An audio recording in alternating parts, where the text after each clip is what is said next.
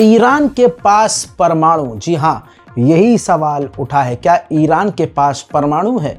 क्योंकि ईरान के top official ने आपके सामने बयान ये लगा रहा हूँ जिसमें वो साफ साफ कह रहे हैं कि हम यानी ईरान के पास परमाणु से बड़ा और परमाणु से बेहतर हथियार है। दोस्तों, इसके बाद पूरे इलाके में सनसनी मच चुकी है कि ईरान के पास ऐसा कौन सा हथियार है।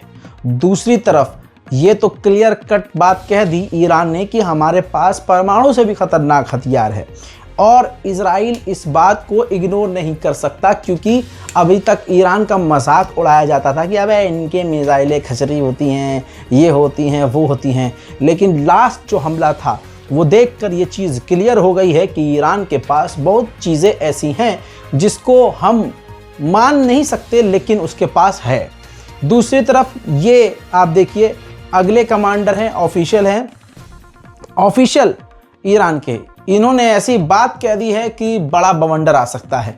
इन्होंने कहा है कि इजराइल जो ऑक्यूपाइड स्टेट है वो बहुत छोटा है, बहुत छोटा सा मुल्क है, और हम चाहें तो पूरे जियोनिस्ट को ख़त्म कर सकते हैं, यानी कि पूरे के पूरे यहूदियों को ख़त्म करने की बात ईरान के एक आला अफसर ने कर दी है। यानी अभी तक इस तरह की बात ईरान नहीं करता था, लेकिन ईरान के द्वारा ये बात अब कर दी गई है, जिसकी वजह से हालात और ख़राब हो सकते हैं।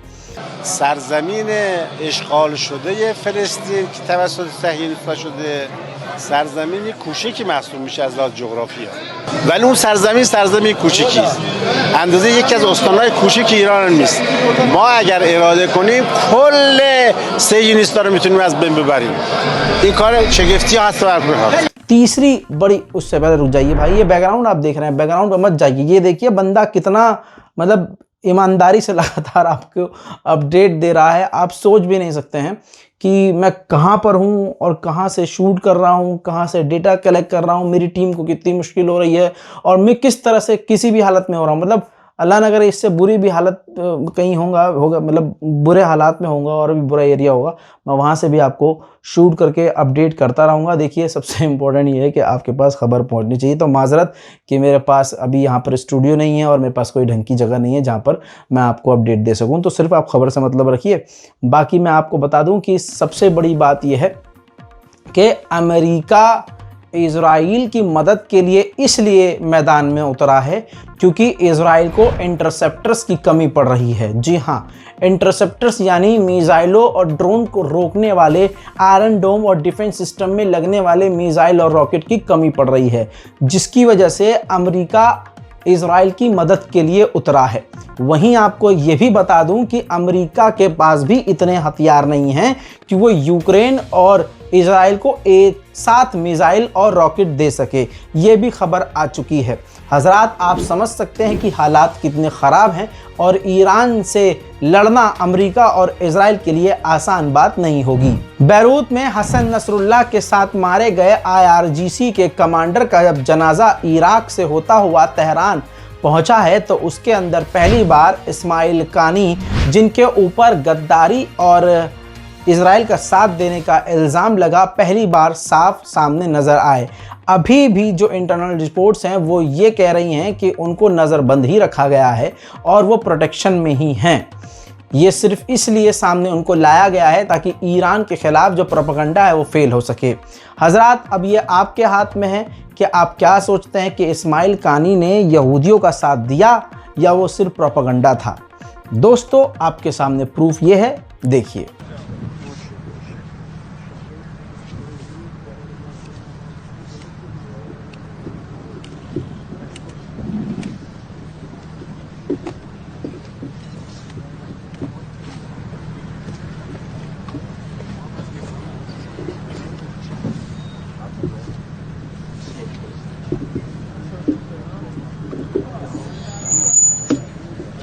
سروران عزیز و ارجمند همه برادری کنید پیکر مطهر شهید انشاءالله مطهر। मेरे दोस्तों, उनके तदफीन में जो जनाजा बैरूत से ईरान पहुंचा है, ईरानी भीड़ ने, ईरानी समुदाय ने, पूरे ईरान ने डेथ टू अमेरिका और डेथ टू इजराइल के नारे भी लगाए।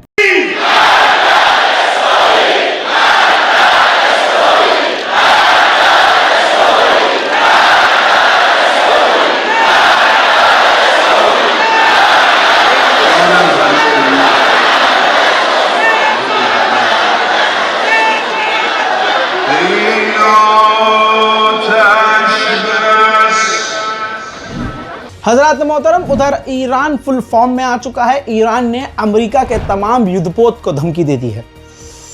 ईरान ने कहा है कि हमारी रेंज में, अमेरिका के हमारे इलाके में जो युद्धपोत खड़े हुए हैं और हम पर नज़र रखे हुए हैं, वो सब अमेरिकी युद्धपोत हमारे निशाने पर है।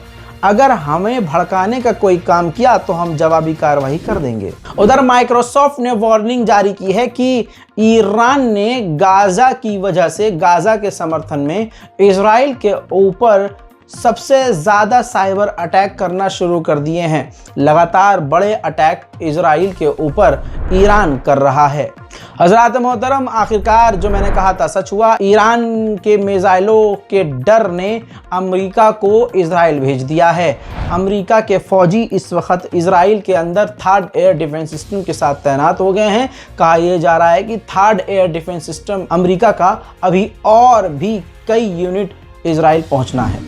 उधर deputy prime minister of Azerbaijan Iran पहुंचे और ईरान के विदेश मंत्री समेत ईरान के आला अधिकारियों से मुलाकात करके अपने हालिया जो रिश्ते खराब हुए हैं उस पर बातचीत करके मामलों को सुलझाने की कोशिश की है।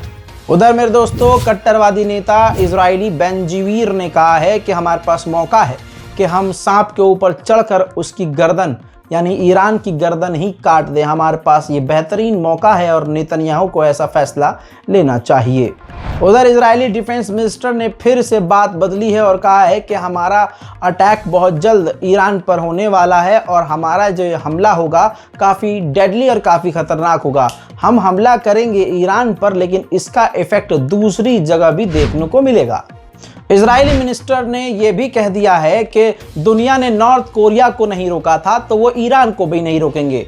ये काबिलियत सिर्फ और सिर्फ इजराइल के पास है और हम ईरान के न्यूक्लियर साइट और परमाणुओं को तबाह कर सकते हैं। ये शक्ति हमारे पास मौजूद है। मेरे दोस्तों, स्पेन, ब्रिटेन, हंगरी और इसके अलावा कई सारे यूरोपियन देशों ने इजराइल को उड़ान भरने वाली तमाम एयरलाइंस को रद्द कर दिया है। अगले आने वाले कुछ घंटे खतरनाक भी साबित हो सकते हैं, ऐसा अनुमान लगाया जा रहा है। एक तरफ पूरी दुनिया है और एक तरफ अकेला ईरान है।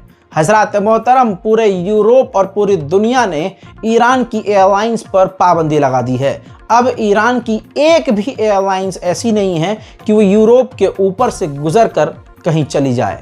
ईरान के ऊपर कड़े प्रतिबंध लगा दिए गए हैं। दो वो यहूदी गिरफ्तार हुए थे जिन पर इल्ज़ाम है कि ईरान के कहने पर ये बड़े इजरायली अधिकारी को कत्ल कर सकते थे। उनका पहला वीडियो जारी हुआ, ये देखिए, इजरायली न्यूज़ चैनल ने जारी किया है, जिसके अंदर आप देख सकते हैं लिफ्ट के अंदर वो दोनों यहूदी गिरफ्तार हैं और उनको जो सिक्योरिटी है लेकर जा रही है। नेतन्याहू के, यानी इजराइल के प्राइम मिनिस्टर के स्पोक पर्सन ने, ऑफिस के स्पोक पर्सन ने कहा है कि हम अमेरिका के ओपिनियन को ज़रूर सुनते हैं और उसकी बात को समझते हैं, लेकिन फाइनल फैसला अमेरिका का नहीं बल्कि हमारा होगा। ये फैसला इजराइल का होगा कि हमें क्या करना है। यानी एक तरह से इजराइल ने कह दिया है कि करेंगे तो हम अपनी, सुनेंगे सबकी, करेंगे अपनी। उधर इजराइल ब्रॉडकास्ट अथॉरिटी ने कहा है कि ये बात क्लियर है, हमारा गोल क्लियर है कि ईरान पर कहाँ हमला करना है, किस स्केल पर करना है, कब करना है, ये एक सवाल है। बस हमें ये देखना है कि अब हमला कब करेंगे, बाकी हमारी सारी तैयारियां पूरी हैं। इजराइल के पूर्व प्राइम मिनिस्टर लैपिड ने कहा है कि इजराइल को ईरान के ऑयल फैसिलिटी पर हमला कर देना चाहिए। नेतन्याहू तेल अवीव ऐसे खुफिया अड्डे पर पहुंचे, तेल अवीव में जो है, जहां पर ईरान पर हमले की प्लानिंग हो रही है। कहा जा रहा है ईरान पर हमला इजराइल कंफर्म करेगा। जो अपडेट ताज़ा तरीन आया है वो ये कि इजराइल के टारगेट पर वो फैक्ट्रीज हैं जहां पर, वो जगह हैं जहां पर ईरान की ड्रोन फैक्ट्री है। ड्रोन के साथ साथ वो रॉकेट बना रहा है, मिसाइल बना रहा है। ऐसी तमाम फैक्ट्री के ऊपर इजराइल स्ट्राइक करेगा और साथ ही जो ईरान की ऑफिशियल सरकारी बिल्डिंग्स हैं उन पर भी इजराइल बड़े हमले करेगा। हजरात, ईरान के शुश्तार ऑयल रिफाइनरी में अचानक से धमाके की आवाज़ आती है और आग लग जाती है। कहा जा रहा है कि यह अटैक है। अभी तो बात घूम रही है, अटैक है या कोई हादसा, वो बात अलग है, लेकिन बड़ी बात यह है कि इसमें लोगों के मारे जाने की खबर है।